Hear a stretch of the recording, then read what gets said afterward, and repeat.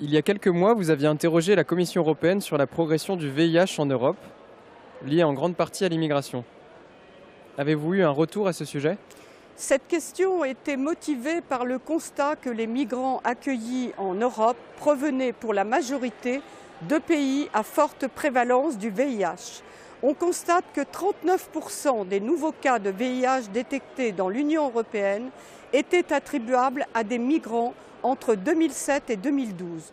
Or, la Commission explique dans sa réponse que, je cite, la plupart des cas de VIH diagnostiqués dans l'Union européenne concernent des ressortissants de l'Union européenne. Cela n'est pas inexact, mais comment la Commission peut-elle faire l'impasse sur 39% des cas restants et ainsi refuser de répondre à ma question? Bien qu'il s'agisse d'un sujet de santé publique majeur, force est de constater qu'il est encore tabou.